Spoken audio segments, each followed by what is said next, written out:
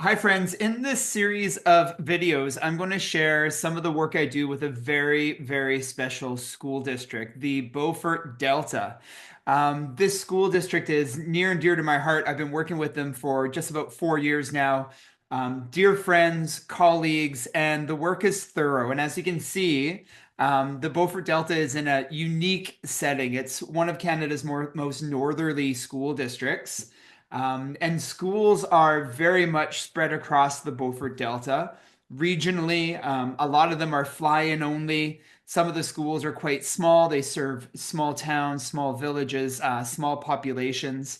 And the Beaufort Delta is very special, partly because of the communities of which the Beaufort Delta serves. A large portion of the families are Indigenous. And with that come really amazing values, beliefs, identities, and stories that the school district has embraced in our planning, in our programming, in our commitments, and in our objectives and strategic plan. So, several years ago, the Beaufort Delta approached me to support them in adopting more of an inquiry stance. And very much looking at the curriculum and looking at the learning through a land-based, localized lens where we start with the identities of which we are serving. And teachers are planning to these identities through land-based experiences, inviting local learning guides into the classroom as often as possible. And I support the district in a myriad of ways. And one way that I support the district is through kind of a cohort model where we invite teachers to come be a part of a bit of a teaching community. Across the school year, we participate in workshops, conversations, collaborative inquiry, and we meet every 4 to 6 weeks online here.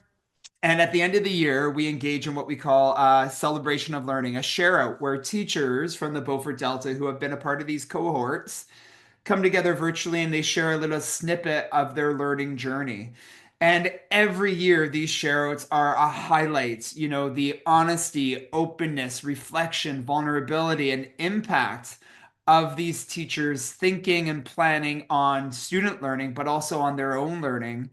It's heartwarming, it's informative, and with their consent, I can share some of those recorded reflections with you here. So I hope you appreciate these, share outs. You're going to be introduced to some dear colleagues, Erica Thompson, Steve Dagar. They helped me facilitate this learning, being from the Beaufort Delta themselves. You'll hear us consolidate some of the teachers sharing, and you get to meet some amazing colleagues from the Beaufort Delta. You get to see into their classrooms. The shareouts are roughly 12 to 20 minutes long. So, get comfortable, sit in, get a cup of coffee or tea. And I invite you just to listen to their reflections, be inspired by the impact that they've helped facilitate, and listen to their own growth, their own learning. And I'm sure you're going to find it not just informative and inspiring, but also deeply helpful for your own practice. And I encourage you at the, outset of watching a video, consider what you may do in your own practice, having learned from these amazing colleagues, these students, their families, these communities, and how this learning might impact you to do something different, to let go of something, to embrace something, and to center something different in your practice. So enjoy. From my heart to yours, I'm really inspired by these teachers and their sharing and the learning that the students facilitated. And I'm sure you're going to enjoy it too. Okay, let's do it. Let Thank me. you, my man. Appreciate your willingness. And Thanks, we definitely Sam. wanted to put you in the driver's seat. Thank you, Sam. And thank you, David. Whenever you're ready, my man. Okay, can everybody see the slideshow? There we go. Okay, good. Okay, so little group photo of us in touch before we start. We were there in spring break. Yeah, and just to remind everyone, I'm the grade 6-7 teacher at Chief Julius School in Fort McPherson. So that is the place that I am teaching in and anchoring all my learning in.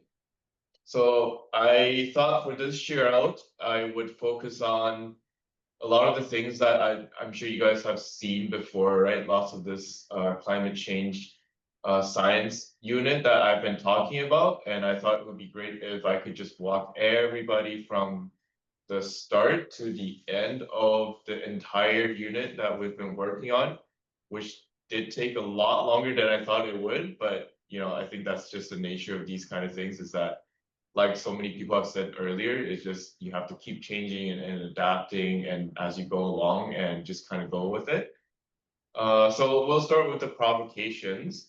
Yeah, for my group of learners, I've really learned that using visuals, especially locally relevant visuals like photos and images and videos, are really helpful for them to kind of start making those connections to the learning that's taking place. So for the first couple lessons, I just want to, I think I talked about this already before, but just to remind everyone, I never even said the word climate change. I just showed them these photos and say, like, does anybody recognize these photos, especially the ones with the house kind of floating down the river, like those, and you're like, oh, that was last year, or that was this, kind of thing. And then I said, it doesn't show here, but even the name of the photographer, I forgot their name, but obviously you could tell it's somebody like from the community just by their name.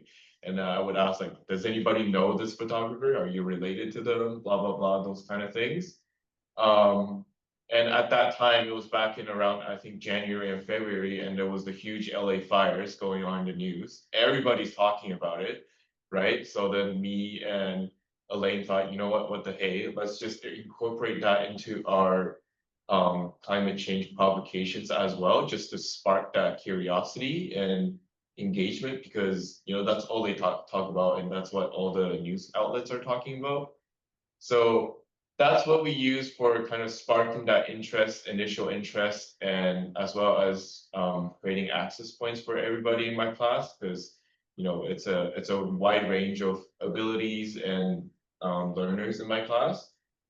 And then after that, we really try to engage hands-on activities, and like activities where they make something or do some kind of activity to further kind of spark their interest and kind of consolidate their understanding of the big ideas in our unit. So a lot of that meant like asking community members to come in, such as asking the mayor to come in and talk about how the town dealt with the flood that I just showed in those photos. How did they actually make that decision? And then kind of just sneaking in that social studies element in it too, just like like local government and learning about what they do. Um, and it's also somebody who's from the community, right? So whenever somebody like that comes in, they're going to be pretty attentive and focused and paying respect to that person coming in. And in terms of the hands-on activities, we booked a whole bunch of sessions that included with Ecology North, learning about um, imbalances in the ecosystem and melting snow and rising temperatures and how that affects the ecosystem. With this, like, it was a pretty fun activity where they had to try to balance a glass full of water using a string and holding onto the cup. And then if everybody was not holding it and pulling it equally, then it's gonna tip over, and there was a huge spill of water. And then we had to get the mop and clean it up and then try it again. But it's those kind of things that I find that my class, they're more engaged, and also it's more accessible for all the learners to engage in those kind of activities. And then here in this slide, just another session that I booked with Connected North. So trying to bring in things like solar energy and different types of energy, or like what is sustainability, those kind of big words, and trying to get them to understand those in hands-on ways. So making a solar car, which I thought was really awesome. And then at the end of this session, I hope the video that I inserted will play, but they actually got to try out the solar cars, which was, trying to, and I'll speak about this later, but I think for me, one of the struggles of through this whole cultivating curiosity process and learning and unlearning and yeah, I think I said unlearning is that like being able to have these lessons, but also like kind of letting students see the payoff at the end. So for example, the solar car session was way back in I think January or February. There was no sun at the time, so we could not go outside and test these solar cars. But I told students, oh, you know, when in the spring, when the sun's out, we'll test them. And I was a little surprised because every couple of days it was like they would say, Mr. Chu, it's sunny today, let's go test, let's go test. And I would just think like, you know, maybe when it's a little warmer, because it's still -10, -20. But you know, I think you just students are always surprising you with like kind of what sticks with them and what they took an interest in. So we finally got to test them a few weeks ago when it was not as cold and the sun was fully out. But yeah, just in terms of like, you know, something that you start at the beginning of a unit, like for these provocations, that I actually learned that it's very important to carry through, right? And then actually like if you're gonna make a promise and tell your students, hey, we're gonna make these solar cars and in the spring it's sunny, we'll test them, that you actually do that. And because you know you when you do that, they see that you actually care about these things instead of just having these like one-off things and then you're just kind of moving on from them and kind of forgetting about them. So that was for provocations. And in terms of um, documenting learning and making it visual, I have a lot of, I try to make a lot of anchor charts, a lot of like kind of, we were talking about the causes, the effects, and the solutions to climate change. I try to really separate these three different ideas into three different anchor charts.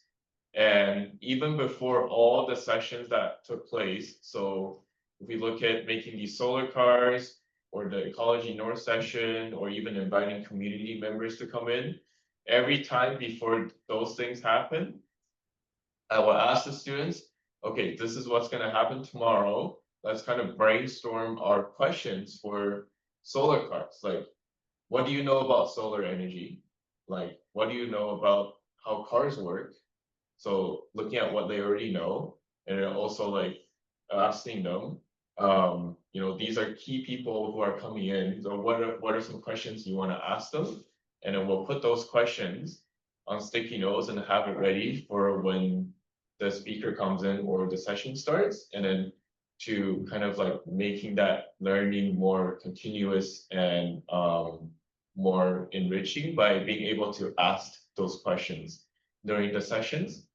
And then after that, I leave that evidence on the wall on the side so that you know, every time we're doing this thing, I can refer to the wall. I don't have to kind of just use my hands and talk like as I tend to do for 10-20 minutes and they have no idea what I'm talking about. But you know, starting to use that space in the classroom, using that wall to show your learning and also to like, you know, because it is a long unit, it takes time and sometimes they come back from a long weekend or after spring break and they have no idea, you know, they might forget what happened, but having that there is really helpful for them to kind of re-engage their memory.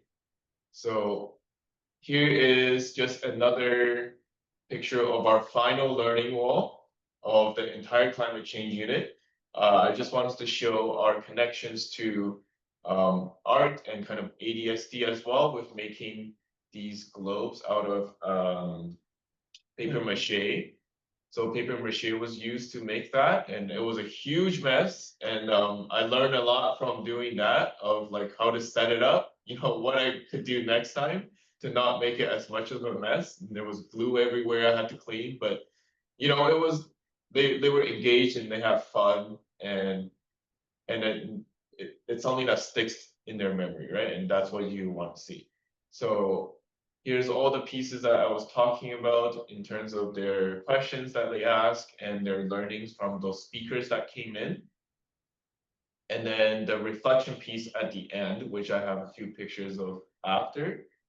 Um, Yeah, I just want to show another picture of, we actually had two more people coming in, showing the students, what to do when a flood happens. So I think this is the piece where you're thinking about, like, as you go along unit, what are the reasonable and realistic things that you can expect your students to do as kind of the end piece to that unit.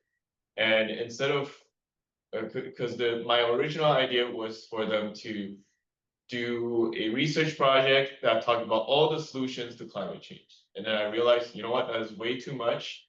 No, that is not realistic. So I adjusted to, okay, what can we do when a flood happens? Something that's a lot more specific. There's only one topic, and then actually next to the community. So we had the community health worker come in to show students what can you put in an emergency kit, a first aid kit, or how do you dress a wound if somebody gets hurt. Um, and another person who also was part of that Hamlet committee when the flood happened, just to because I noticed the class had been quite a while, and they had some of the learnings that happened in the start of the unit, they started to forget a little bit. So I just asked her to come in and just talk about the flood again, and just focus on, like, how did the Hamlet make the decision to actually make that, emergency, what was it called? The state declare a state of emergency. And what does that mean? And how do they make that decision with, shutting down the school, or like how do they help out the families? And during all of this, I had asked students to remember to, write these the things that you learned down on sticky notes, and um, write down, like, what is it that the Hamlet does. Um, Let me go down. Oh, right here. So, well, before the community worker came in and the health rep came in, I asked them, afterwards, we're gonna write some things that each of these people can do. So what can I do? As in, like, what can the student or what can the child do during an emergency? What does the Hamlet do? And what can emergency services such as the RCMP or the health center do? And all of these were written by the students. So I just, retyped what they told me. But just to, if you go back here, you can see that they actually wrote those in the three different columns on the left there. So all those are things that they learned about during those sessions, which I took and then I remade it into a poster just to put on the side to show our learning. And in terms of the question routines that we did, this was the main one that we used. So at the very beginning, way back in end of January, beginning of February, we were looking at closed and open questions to start, thinking about asking deeper questions for not just science or social studies, but for all our subjects. And then as we learned and progressed further in the units, we started using the claim support and question method for our thinking routine. Um, and then here is kind of the final assessment piece that I use. And for differentiation, I try to ask them, describe the story of what to do in a flood using the pictures. And for those students who struggle with writing or struggle with spelling and those things, I said you can create your own stories using this provided template, using the panels. But you still have to tell it to me, and then I can scribe it for you. So we're working on, on storytelling in ELA, and for feedback, the students were able to provide peer feedback first for their writing before I gave kind of a class-wide feedback to them, and also one-on-one feedback. So kind of going back to what Trevor was working with us on feedback a couple sessions ago, I really tried to implement this, and because I told them this is kind of the final learning piece that we're going to do, and then we're going to move on after that. So I know time is running short, so hopefully this video plays of them testing their solar cars. Let's see if I can open it here. Oh, yeah, it's 1 second. I just wanted to show that the car actually works and it can actually move. And then here's another one. If I can go back. Oh my goodness. Okay. Let me try to open this video.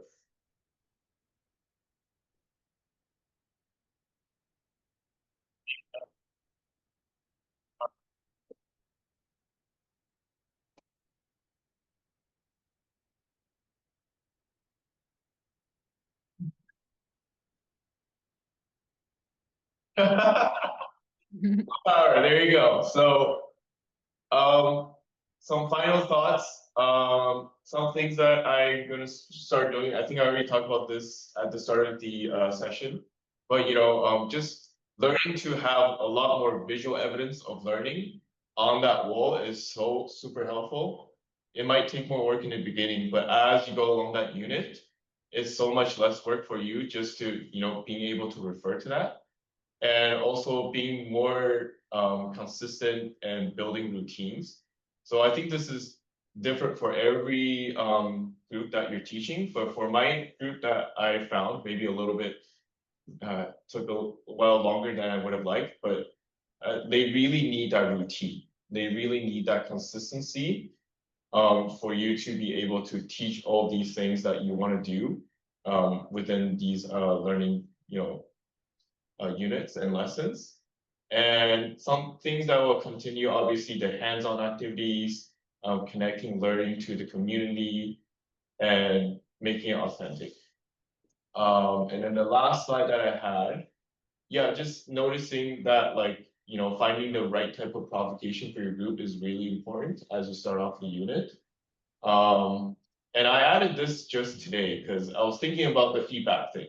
And I think somebody said earlier that, it really takes time for them to give each other good feedback, helpful and friendly, not like mean feedback, and that also goes along with, that like cultivating that classroom community.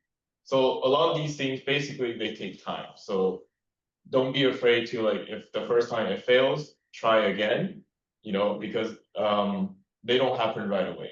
And that's something that I think probably my biggest takeaway is that like you have to keep in mind that these students, like these things, they have never done it before.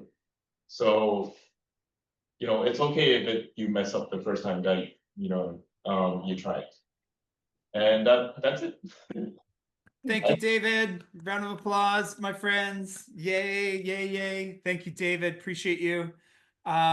Steve, I'll call on you after I do just a little bit of sharing. But David, one thing that I absolutely loved was how localized your provocations and your guests were, from the photographs from local photographer that students can recognize right away, maybe even they have a personal connection with, to the mayor that you brought in, to Connect North, to the speakers helping them, dress a wound. Everything was a local learning guide, whether it was a photograph or a person.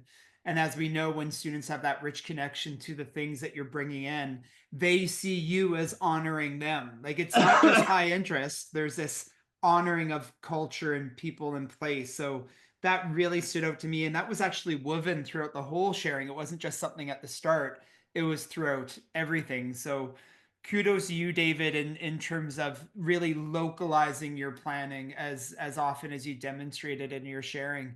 Steve, what comes to mind for you?